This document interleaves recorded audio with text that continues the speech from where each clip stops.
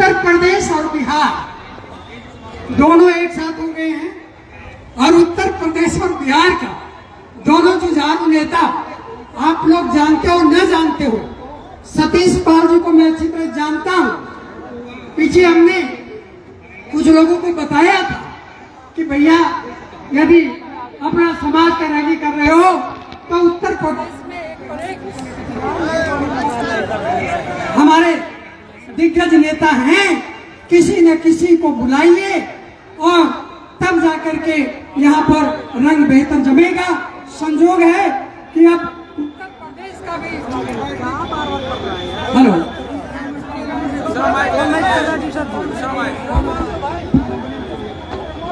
उत्तर प्रदेश से भी हमारे बीच में पटकिए तो इसको। हेलो तो मित्रों, अब तो उत्तर प्रदेश से भी हमारे नेता पहुंच चुके हैं।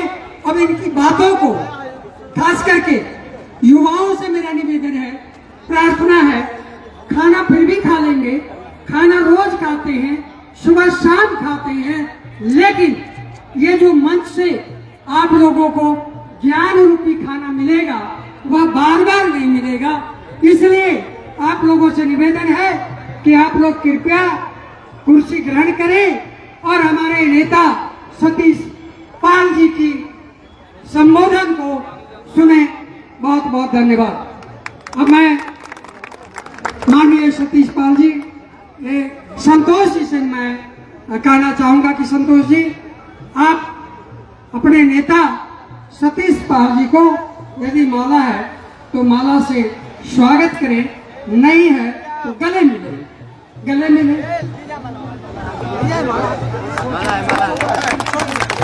एक दूसरे को पहनाए, एक दूसरे को पहनाए। उत्तर प्रदेश बिहार, उत्तर प्रदेश बिहार, संतोष पाल, सतीश पाल, गलेरिया समाज, गलेरिया समाज, आदरणीय सतीश पाल जी। ये जो मंच पर लोग हैं, थोड़ी देर बैठ जाओ तो ज्यादा अच्छा लगेगा, और लोग बैठ जाएंगे तो बहुत अच्छा लगेगा। मैं यहाँ बोलूं कैसा रहेगा? ठीक रहेगा? तो मैं बोलूं तो सब लोग हाथ उठाओ पीछे तक, क्या बोलूं? अब देखो कैलाश भाई, ठीक है मामला? अब जरा तुम पीछे, कैलाश भाई तो दर्शन कर देते हो, कैलाश भाई तो दर्शन कर लेते हो। मैं एक चीज आपको बहुत अच्छी तरीके से बताना चाहता हूं। अगर अशोक पाल जी ने मुझे यह बता दिया होता कि कैलाश पाल जी यहाँ पर रहेंगे तो मैं आज नहीं कल ही आ गया होता। ये बात मैं आपको बहुत अच्छी तरीके से कहना, क्योंकि आदमी जाने बसे और सोना जाने कसे। आज के 20 साल पहले, बहुत पुरानी बात है, बहुत वो जो चुकी मेरी समझ में राजनीति में जो हमने अपने को बहुत खोया, बहुत नुकसान किया, लेकिन मुझसे कैलाश पाल जी लाख गुना आगे। इन्होंने अपने फैक्ट्री, अपना पैसा, अपना व्यापार, सब कुछ राजनीति और समाज सेवा के लिए समर्पण किया। आज भगवान की कृपा से इनके पास कोई कमी नहीं है, क्योंकि जो आदमी त्याग करता है उसको सब कुछ मिलता है। हमारे यहाँ एक बार गए थे आप, राजा राम जी सांसद के यहाँ शादी थी, उसमें और भी तमाम हरियाणा के लोग थे, और जिस वीआईपी कुर्सी पर मैं बैठा था अपनी, जब कैलाश पाल जी को मैंने देखा साथ में से बातचीत करते हुए, तो बहुत दिन बाद मिले थे, मैंने इनको अपनी कुर्सी ऑफर की थी। ये सम्मान मैंने इनको देने का, वो सम्मान इनके लिए कम था। आप बिहार के लोग बड़े भाग्यशाली हो कि कैलाश पाल ऐसे आदमी ने यहाँ जन्म लिया। ये मैं बात आपको गंभीर बता रहा हूं अपने तजुर्बे के आधार पर, क्योंकि जब आप क्योंकि इनको बहुत लोगों ने ठगा है, समाज के लोगों ने ठगा है, फिर भी ये आदमी ने उफ नहीं किया है। मैं आपको एक बात बताऊं, मुझे बहुत शांति है बात, बहुत कोसती है बात, बहुत बुरी लगती है बात जब मुझे ये होता है कि फला प्रदेश में हमारे बिरादरी का एक भी एमएलए नहीं है। आप लोग इसमें ताली बजा रहे हो, ये ताली बजाने की बात नहीं है, ये है शर्म करो की बात कि बिहार की विधानसभा में एक भी गडरिया नहीं है, मध्य प्रदेश की विधानसभा में एक भी गडरिया नहीं है, हरियाणा की विधानसभा में एक भी गडरिया नहीं है। और अब की बार मोहनिया भी हार गया क्या कि जीता है? मोहनिया दिल्ली में वो भी चला गया, जो कहां से था? दिल्ली विधानसभा से। दोस्तों, मैं आपके सामने सब जो भी कहो उसको हाजिर नाजिर जान करके बात कर रहा हूं। मेरा आगमन राजनीति में कैलाश जी 25 साल की उम्र में प्रधानी के चुनाव में हुआ। मैं अपने गांव में गडरिया प्रधान बनाना चाहता था, उसके लिए मैं गांव सभा अलग करा करके लाया, फिर भी और आधे से ज्यादा गडरिया थे, लेकिन वो प्रधान नहीं बन रहे थे, प्रधान पंडित जी बन रहे थे। तो मैंने मीटिंग बुला करके उनसे पूछा और लड़ाने के लिए बात की, कोई लड़ने को तैयार नहीं हुआ। तो 25 साल की उम्र का, तब 30 साल की उम्र का प्रधान होता था मेरे उत्तर प्रदेश में और संभवतः पूरे देश में था। उस विषय पर बाद में बोलेंगे। तो मुझे प्रधान बनना पड़ा, बड़े झगड़े फसाद दुनिया की बात, लेकिन निर्विरोध हो गया और वहीं से राजनीतिक शुरुआत हुई।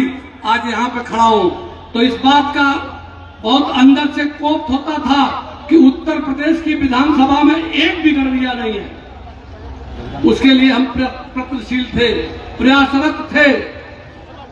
1952 में उत्तर प्रदेश की विधानसभा में एक ऐसी विधानसभा थे जिसका नाम करहल है, अभी अभी जिसमें बाई इलेक्शन था, समाजवादी पार्टी जीती है, उसमें गडरिया बीटी धनगर के नाम से वो वहां पर 57 में विधानसभा के सदस्य हुए थे।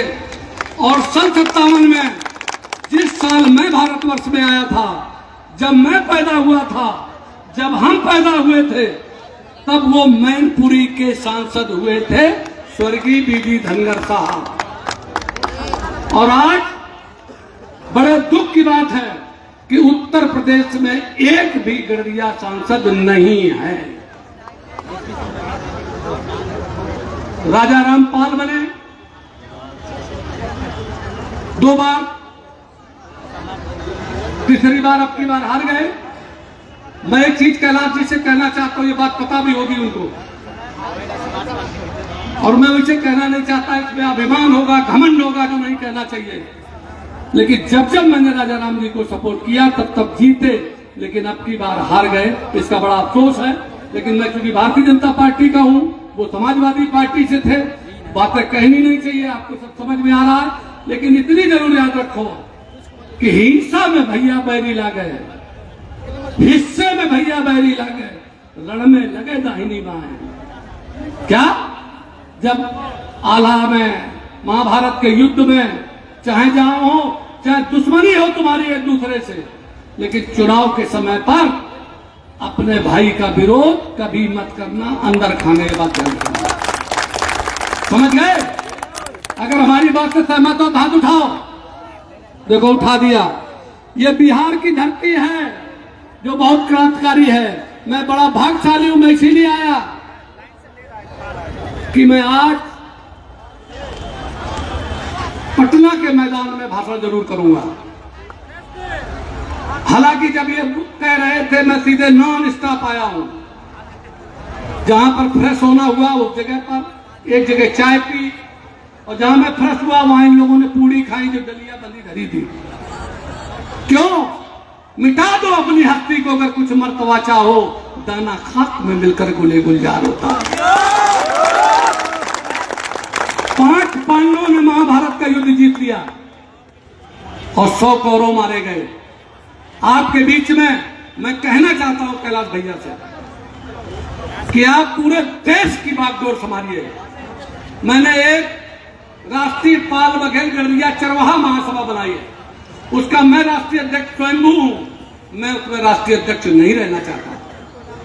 मैं चाहता हूं कि उसमें जरूर बनाओ। आपने गड़रिया मोर्चा जो बनाया है, आपको मैं बधाई देना चाहता हूं। मैं आपको एक बात कहना चाहता हूं कि जब मैं 25 साल की उम्र में प्रधान होने के बाद और विभिन्न पाल सम्मेलनों में जाता था, कोई व्यक्ति गड़रिया शब्द का प्रयोग नहीं करता था।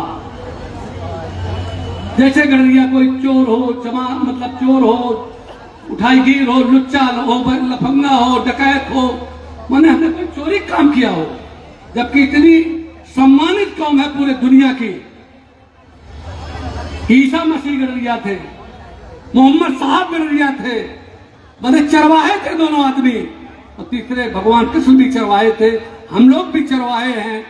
जिस पशु को हम लोग चराते हैं, जिसके नाम पर हमारा हुआ, वो पशु तो लोगों को जाड़ा दूर करता है, खेती उपजाऊ बनाता है, मांस भी देता है, उसका मूत्र भी ठीक होता है। सब हमारे पूर्वज इतने ज्यादा बुद्धिमान थे, लेकिन हमारे सारे जल, जमीन और जंगल तीनों चले गए।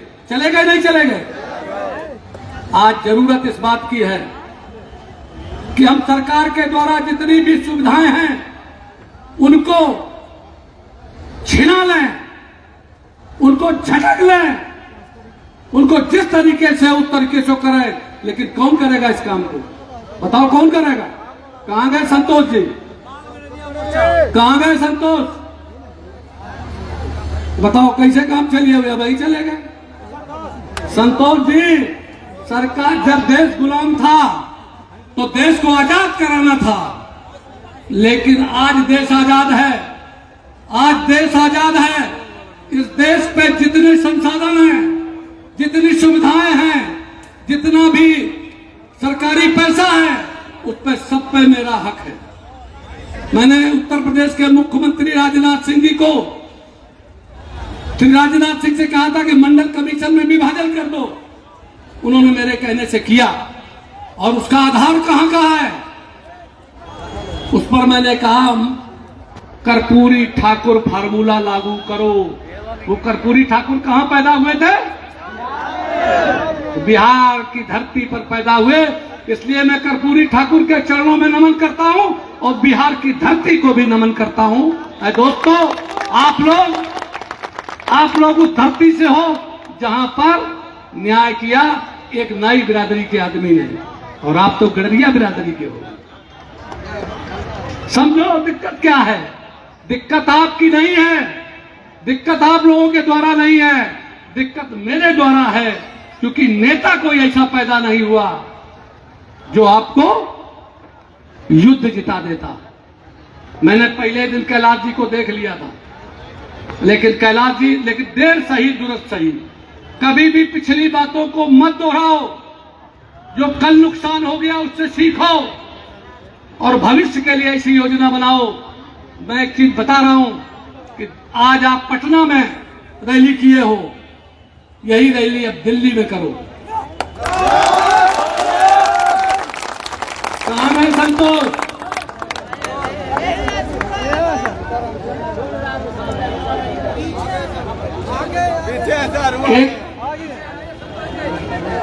अब रैली यहां की है, एक रैली दिल्ली में।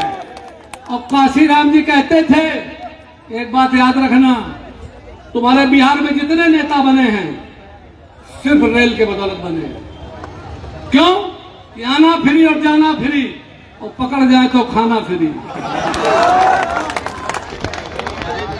सतीश पाल भी जो आपके सामने खड़े हैं, देखिए चाणक्य ने कहा है राजनीति में पैसे की कमी होती है, जरूरत पड़ती है। तो चाणक्य ने कहा है कि अगर आपको राजनीति में पैसे की जरूरत है तो विधवा से शादी कर लो। फिर भी अगर पैसा पूरा ना हो तो मंदिर के